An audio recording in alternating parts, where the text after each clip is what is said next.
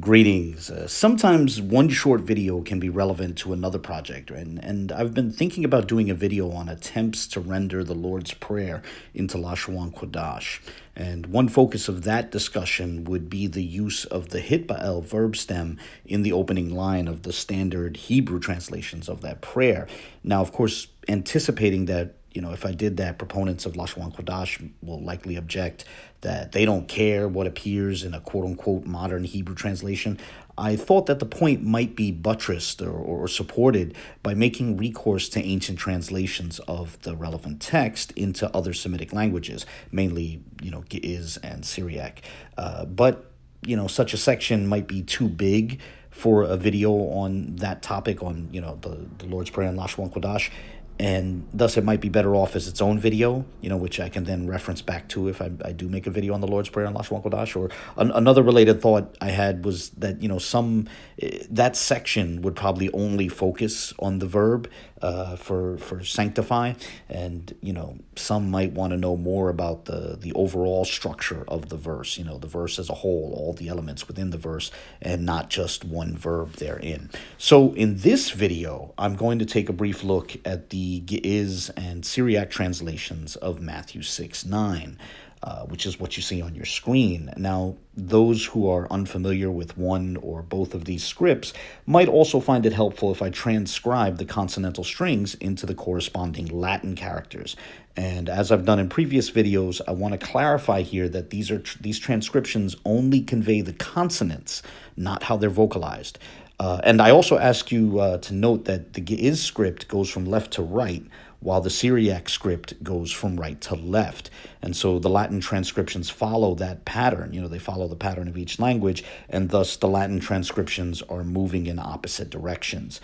And I think this will become a bit more clear with the color coding that I'm going to use in this video. Oh, and one final clarifying note, I intend to follow the flow of the G'ez text, right? So I'm going to be noting the parallels in the Syriac text along the way, but the result will be that each G'ez term will be explained in the order it appears, while that won't always be the case with the Syriac text, because I'll only be touching on Syriac terms relative to, whichever G'ez term is being discussed at that particular moment. So with that, let's jump right in, and we begin with the first word in the G'ez text, which is antmu, which is the second person plural pronoun. It means you, plural. There's an additional character, the equivalent of seen, serving as a suffix at the end, and I'll get to that in a moment. But for now, I wanted to note that the G'ez pronoun corresponds to the pronoun antun in the Syriac text. And now we get to that suffix that I just mentioned, the suffix at the end of the G'ez pronoun. With that suffix, the word is antmusa, and that suffix is what Wolf Leslau called a particle of emphasis or contrast. So perhaps antmusa might be translated along the lines of as for you, like turning to you. In the Syriac text, there is the word hakil, and I marked that in a different color because, it's obviously quite different from the G'ez suffix we just touched on. But I think there is a soft parallel, as hakil it's like saying now then or therefore, right? And from there, we move on to the second word in the G'ez text, soba, which I would translate as when. Now, there's no explicit corresponding term in the Syriac text, so we'll move on to the third word in the G'ez text, which is ትጼልዩ, which is a verb to pray, and it's in the second person imperfect. So together with the preceding word, soba ትጼልዩ means when you pray. Now, this verb corresponds to the third word in the Syriac text, tselau, which is the verb to pray in the imperative. So the two verbs are rendered differently, but they're essentially from the same verb and the same root. Now, we move from there on to the fourth word in the G'ez text, which is kamas, which I would propose is the word kama, which means like or as. And then it has a z suffix serving as a sort of relative pronoun. So kamas would mean like this. And I would say that this roughly, or sort of indirectly, corresponds to the first word in the Syriac text, hakana, which means like this or in this manner. Now, obviously, these terms are rather different, hence why, again, I used a different color, but they nonetheless somewhat parallel each other, right? They're somewhat working similarly. Then we move on to the fifth word in the Ge'ez text, balu, which is the verb to say or to speak in an imperative form. So together, the first 5 words of the Ge'ez text might be translated, as for you, when you pray, speak like this, or say the following. And now we get to the prayer itself, right? Or at least the opening of the prayer.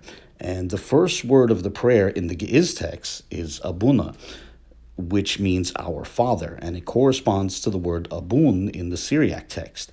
Both are the word for father with a nun suffix, which I marked in blue, and that suffix captures the first person plural possessive. So in both cases, it's our Father. And then the next word in the Ge'ez text is zebasamayaat. That corresponds to the Syriac construction debashmaya.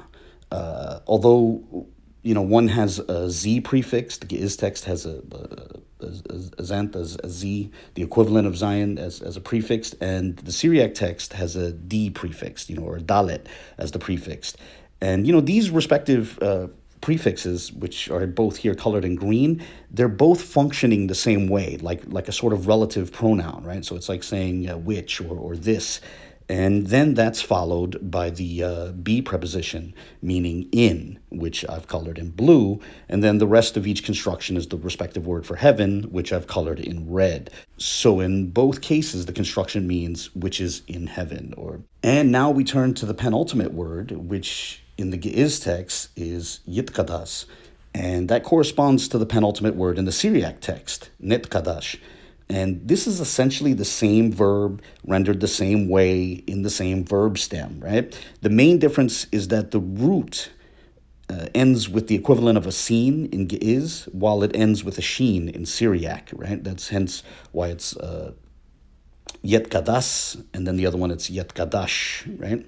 Another difference, and this is a difference that students of other Semitic languages like Hebrew or Arabic might find curious about Syriac, but that difference is that verbs in the third person singular imperfect in Syriac begin with a nun prefix rather than a yod prefix, right? So it's interesting, in the imperfect, the third person singular winds up looking like the first person plural.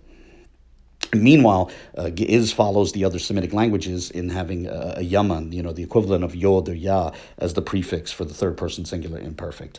But nonetheless, that difference aside, between nun and yod, both are rendered, both verbs are rendered in a verb stem which corresponds to the hitpa'el in Hebrew, and both are in the third person singular imperfect. So both would correspond to yitkadash in Hebrew, which is precisely what finds in all Hebrew translations of the Lord's Prayer. Of course, not counting, the somewhat peculiar renderings into Lashon Kodash, which again I hope to cover in a future video.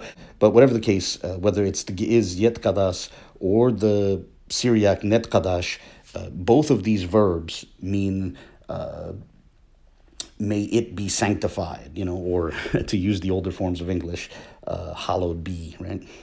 And then the final word in the Ge'ez text is semka, which is the word for name with a second person singular possessive suffix.